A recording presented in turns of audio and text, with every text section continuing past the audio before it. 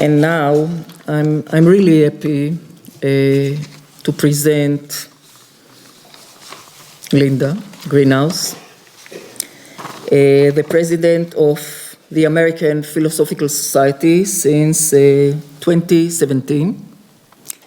Linda is a Pulitzer Prize winning reporter who covered the United States Supreme Court for nearly 3 decades for the New York Times. Currently, she is the Knight Distinguished Journalist in Residence and Joseph M. Goldstein Lecturer in Law at Yale Law School, from which she graduated. Her first degree is from Harvard. Linda was awarded the Pulitzer Prize in Journalism in 1998 for her, I quote, for her consistently illuminating coverage of the United States Supreme Court.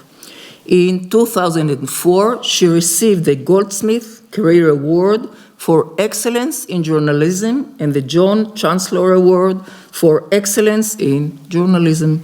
She was a Radcliffe Institute Medal winner in 2006. We owe Linda's invitation to this conference to Galia, our director, Galia Finzi, who participated in a conference which she immensely enjoyed, held last year at the American Philosophical Society, headed by Linda. The American Philosophical Society is the oldest learned society in the United States, founded by Benjamin Franklin in 1743. It continues its mission of promoting useful knowledge through research, fellowship, and public outreach. So Linda will talk about the role of learned academies in preserving the humanistic tradition, please. Thank you, and I'm not even that mad at you for stealing some of my best lines about the American Philosophical Society, which I will explain. I'm not a philosopher, and it's not a society of philosophers. The word philosophical dates to its use in the 18th century as a study of the natural world. That's the derivation of the name. I'm thrilled to have been here. It's been a fascinating day. I only wish I could have written my talk at the end of the day instead of anticipating. So I'll just indulge myself for a minute, though. There are many things I would like to respond to that took place today, but I'll just give you one image that came to me as I was listening to Moshe Halbertal's talk about the meaning of democracy and that third part about the ability to settle differences without violence. I've attended only one presidential inauguration ceremony in the US in my life. It was back in 1992. It was Bill Clinton's first inauguration. It was a tough election. He defeated the incumbent president, George H.W. Bush. Clinton was elected with a minority of the popular vote. He won in the Electoral College, but there was a third party candidate who was running that year. And it was really quite a bitter contest. Anyway, I was able to snag 2 reserve seats, and I took my daughter. She was 6 years old. And I bundled her up, and we walked and sat, and it's always in January, so it was a cold, sunny day on the National Mall, and we listened to the whole thing. And then right after Bill Clinton took the oath of office, we heard a noise. And the noise was a helicopter lifting off from the National Mall, carrying the now ex-president, George H.W. Bush, away. And I remember I said to my daughter, this is how democracy works. He lost the election, and he's leaving. And I asked her just a few weeks ago, actually, whether she remembered that, and she remembered it vividly. And I mention it because part of the scuttlebutt, the speculation that you hear in the US today is, what if President Trump loses for re-election? Will he leave? Will he leave peacefully? Well, of course he will, I'm sure, if we're so lucky as he get re-elected. But the fact that people are talking like this I mean, I was around Washington a long time, and I never heard talk like this. It's just an indication of the sense of unease, if not actual threat, that we feel in the climate that we're all talking about today. Well, to turn to my assignment, which on the surface looks easy, say a few words about the role of learned academies, protecting the poor, beleaguered humanities. Of course, one complication in my assignment is that learned academies come in many different flavors and see themselves performing a number of different functions.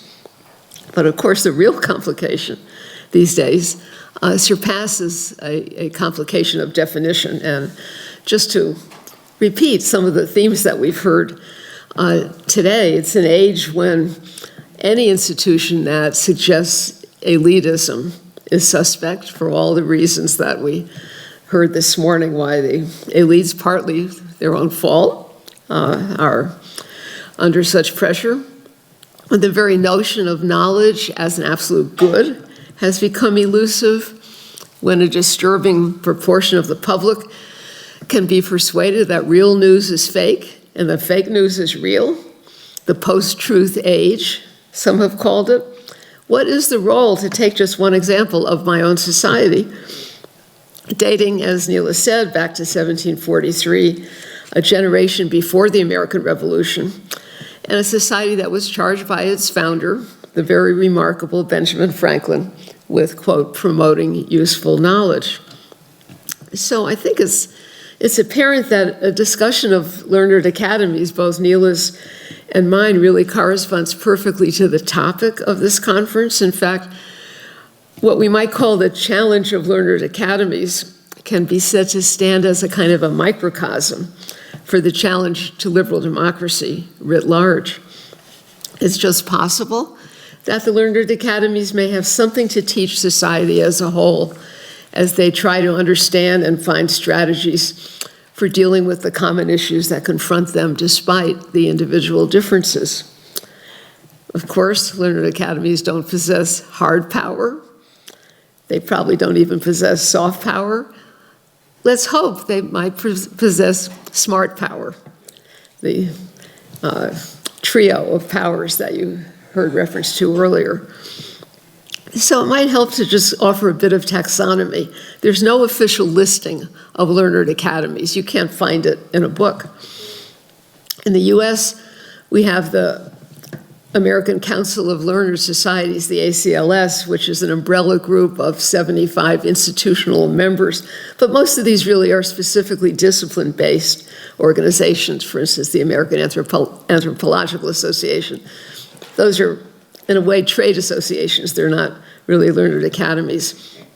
The American Philosophical Society, APS, endeavored to create its own list a year ago when it decided, in partnership with the American Academy of Arts and Sciences and the National Academy of Sciences, Engineering, and Medicine, to sponsor the symposium that Nili made reference to which representatives of learned societies from around the world were invited to come and spend 2 days with us in Philadelphia, discussing issues of common concern. And as Nili said, the Israel Academy was represented at that meeting by Galia Finzi, its executive director. Representatives from 120 academies in 67 countries were tracked down and invited to this symposium. Obviously, that means some countries have more than one academy. Germany seems to have the most. We counted 11. 40 leaders of academies in 20 countries attended that meeting last June.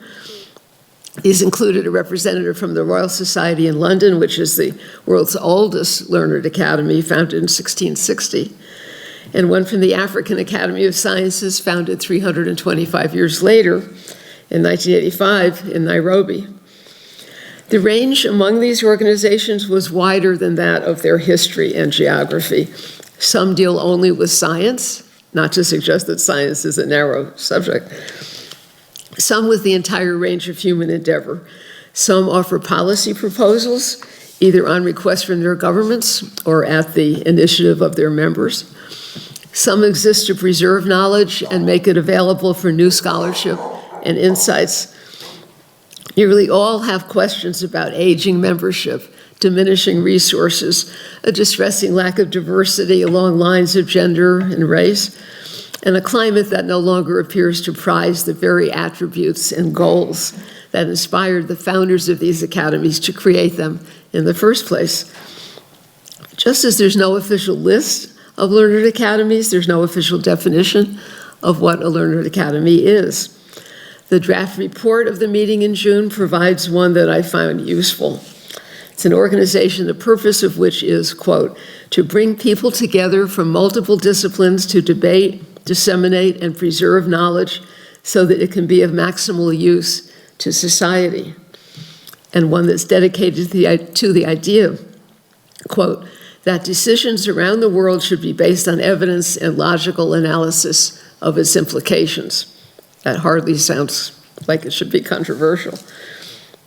In other words, learned academies today are the inheritors of the Enlightenment in a dark time, a time when technology, as you heard earlier today, is outstripping our ability to use it wisely, and when the mass public suffers, not as it always has, from a lack of information, but from the purveyors of affirmative misinformation. So the question then is, what can learned academies born in another era contribute to today's world? I think the answer has to be by finding new ways to adhere to their timeless values, by joining forces, lending their voices, not to politics, and I certainly agree with that, but to problems like the climate crisis that know no national boundaries, and that in the age of ultranationalism, as we heard earlier, there's great difficulty in getting nations together to discuss these problems. By finding new ways to tell old stories, through digitizing precious archives of knowledge that until recently were accessible only to the lucky few, somebody who could get to the academy or get access to the library. Now there are websites. My organization has a really robust website that makes this kind of information available to the world for free. By offering safe spaces where scholars and policymakers can interact, by applying their expertise to the task of understanding why the world at this point in human history seems to be spinning off its axis. For example, the American Academy of Arts and Sciences has had a long-running project that I guess kind of mirrors what this academy is doing. It's called The Public Face of Science, and it seeks to understand the sources of public skepticism in order to help scientists communicate more effectively with the skeptical public. One thing that learned academies have in their favor, of course, is history, lots of history. They've seen dark times before, dark moments, dark eras, and the ones that are still with us are those that have held true to what they stood for at their founding.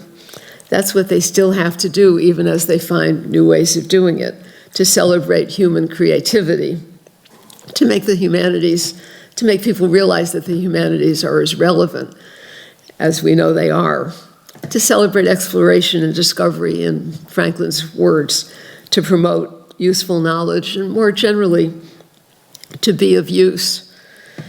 Learned academies can be of use, and I think the outreach to high school students that Nili described is certainly one example, by persuading people that they have something to offer, that they are relevant.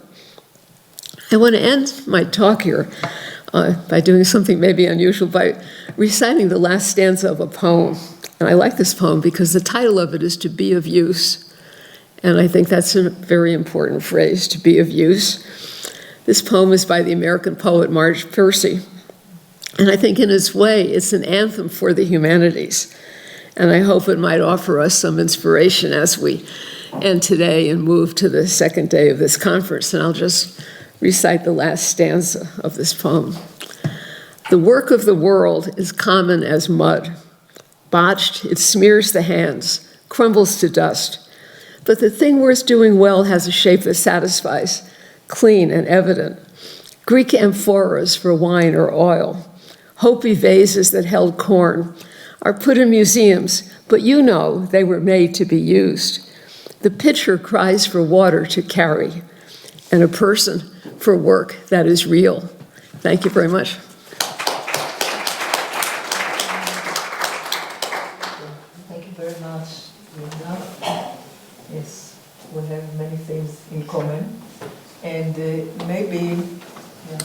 sorry.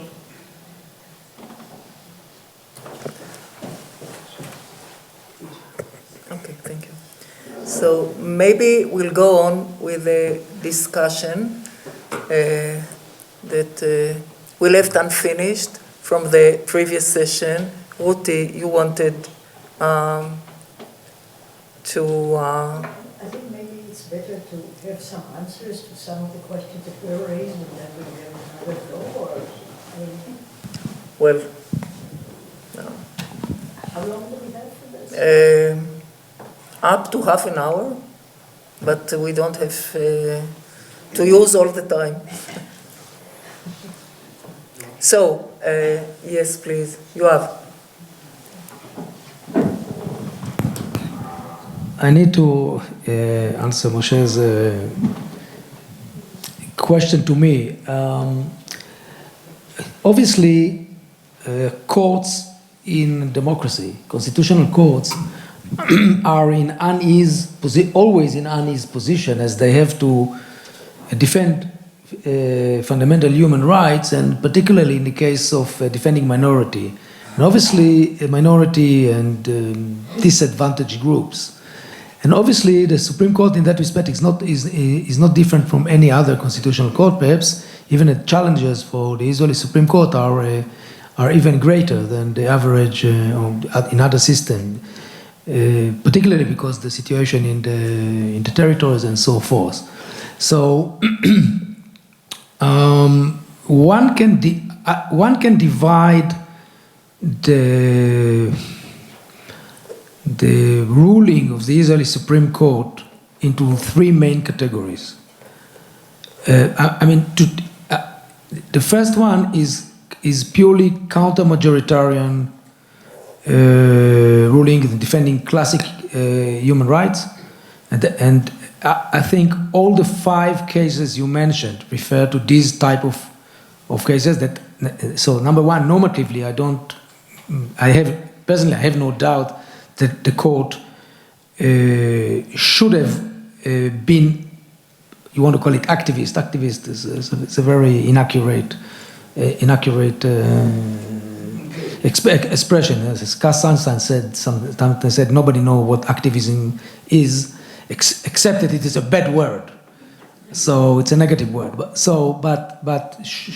there's no normatively, there's no question. And from a positive point of view, there is no question that when court is doing that job, it's going to pay some prices in terms of public support and so forth. But let's look. But clearly, what characterized the Israeli Supreme Court is that this is not the only thing that they are doing.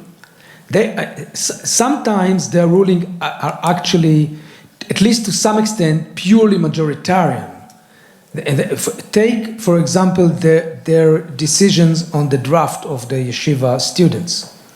So when interfering, and there's a serious debate if they should do this.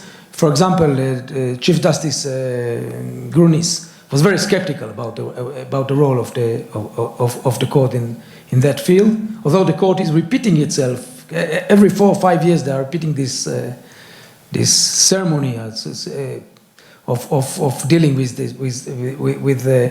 the yeshiva students' draft and so forth, and nothing happens on the ground. If you ask me, not much is happening on the ground, and you see the doubts among the justices themselves if they are doing the right thing. But this is a majoritarian line of decision making, at least in the sense that the vast majority of the Israeli public is actually supporting what the court is doing, because actually the court is ruling against a privileged minority and not against a disadvantaged minority. Now the third part, the third part or the third section of judicial activity, public judicial activity, is the one I discussed here, and that is what is known as the rule of law. Again, presumably, some of the court rulings that respect are very popular among the general public, And again, actually the general public, or at least wide segments of the population in Israel are supporting what the court is doing. And that in that respect, I'm talking about the court as representing some general public sentiment. Of course, there are those who oppose it, but the court, you can arguably the court enjoyed or increased its reputational capital, so to speak, by its ruling in that field. However, since my argument was that you cannot expect that the other branches of government would stay indifferent to this kind of and you cannot avoid, at the bottom line, you cannot avoid a certain process of politicization of the judiciary. If this is what they are constantly doing, they are constantly involved and intensively involved in all kind of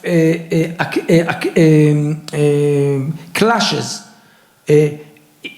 within the political and parties. So what we are seeing now is the reaction of the political circles in Israel, and it turned out to be a split between liberals and non-liberals. Although on the face of the matter, or at least from a theoretical point of view, it needn't be or shouldn't have been this way, because if you look at the rule of law line of decision of the court, it was not it was not directed only to one side of the political, just to mention Prime Minister Ulmet and all, and so on. So you cannot blame the court for being partisan in that respect, but nevertheless, the political, the whole political regime in Israel now is basically responding to intensive, long-standing, intensive, I would argue, over-intensive involvement of the court in that respect. So of course, I cannot answer the question, what if? I mean, what if the court has just, would accept my take on it and would stick to it counter-majoritarian and inherently unpopular role as defending human rights of minorities such as Palestinians? Would the court be state of, who's the first state of affairs from the point of view of the court be better now? I cannot answer this case, but clearly what is going on now, at least in Israel 2019 or 2020, is what we see, that there is a reaction, a whole reaction of the political regime in Israel, the political branches against this kind of judicial involvement. So and this is the news now. This is so the court is not, maybe indirectly the court is paying the price of being too much activist in favor of Palestinian rights or immigrants' rights or what have you. But in the scene now, what we see is that it is this line of involvement by using this principle, this very controversial principle of good character against a leader of one large political camp in Israel. So this is what we see now. Okay, Ruthie, and then Français, and then Moshe.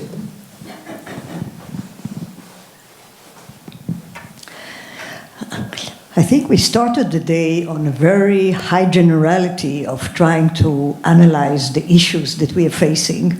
And now we have come to a series of very important, critical, lower resolution issues of these questions. Now, I think it's clearly the case, and it's clear to everyone, that for any regime, any political regime, and specifically for democracy, the question of the constitutional translation between the principles and the presuppositions underlying the regime and the way in which the institutions actually are elected, are accountable, are formed, and their terms, all of these questions are critical questions. And usually we talk about them in terms of, comparative constitutionalism.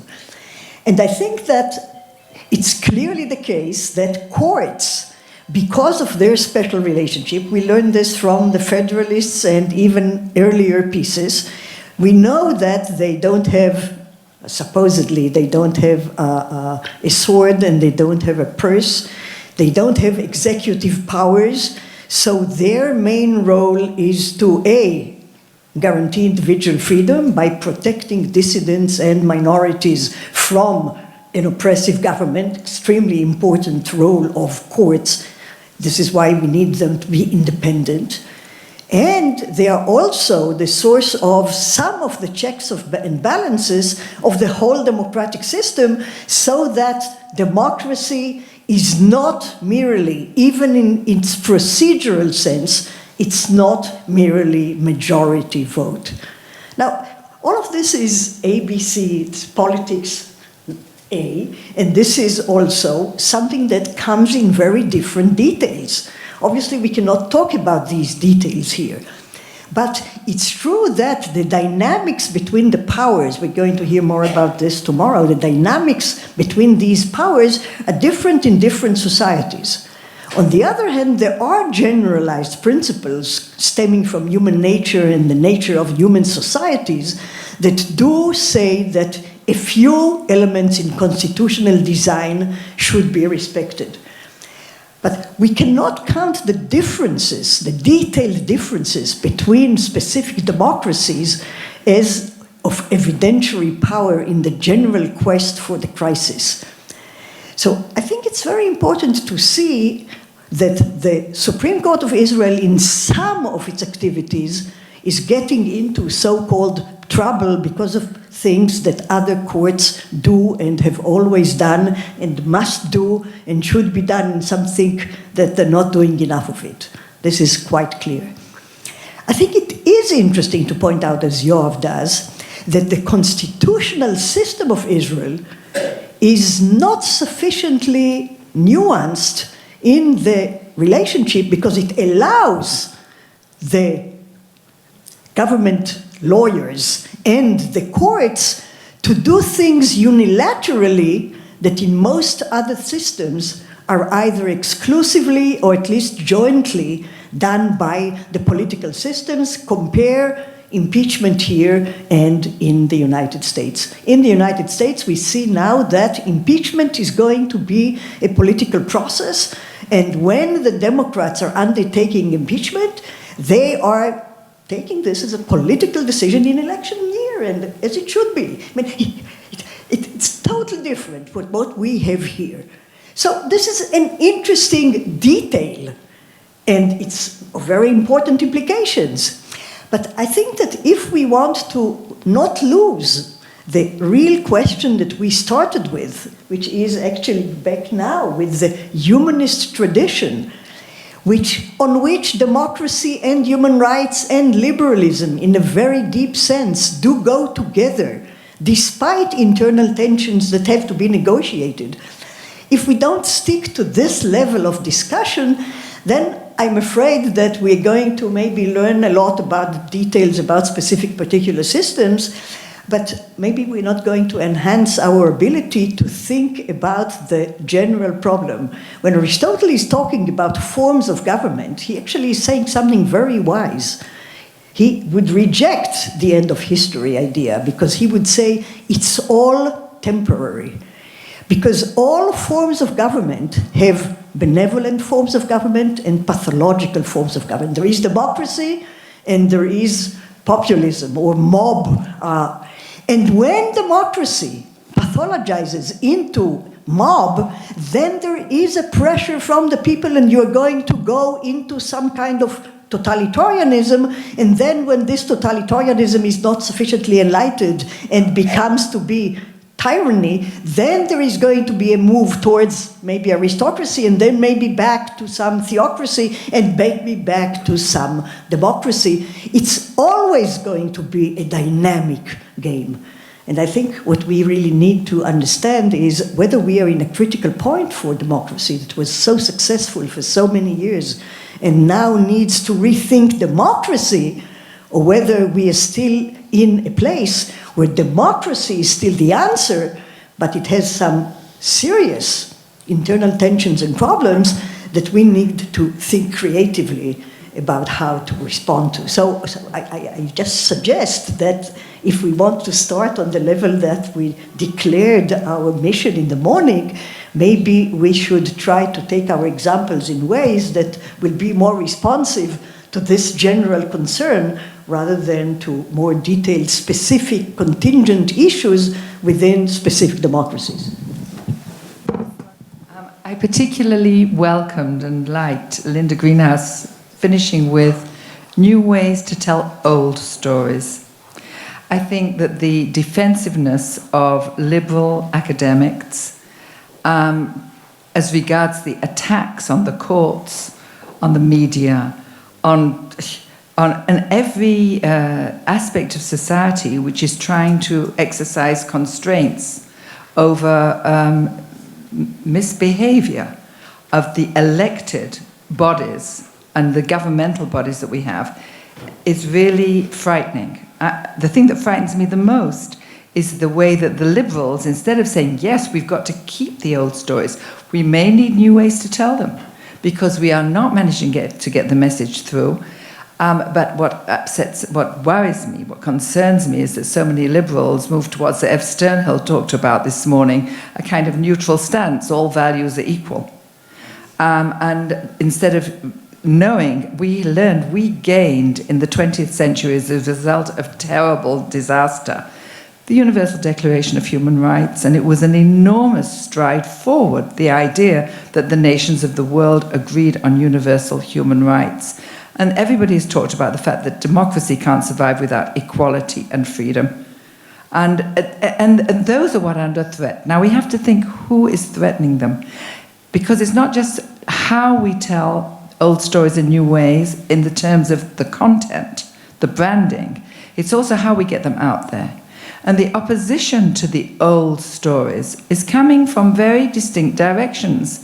It's coming from governing democratically elected governments. It's coming from big business, and it's coming from corrupt groups, and it's coming from politicized religion. It's coming from enormous bodies which have enormous resources and which are investing them in the malinformation, the misinformation that you've talked about, the false facts. It's no longer a question of whether people are ignorant, it's whether they believe things that are untrue, that they're being fed, whether it be through advertising, corporate advertising, or whether it be through governmental propaganda. And so I think that there are two questions. One is how we brand human rights in a way that not forego universal human rights, but brand them in a way that makes it easier for us to explain them, and how we get the resources to get our message out there, which I think is an enormous problem. It's a sad thing when lack of information was the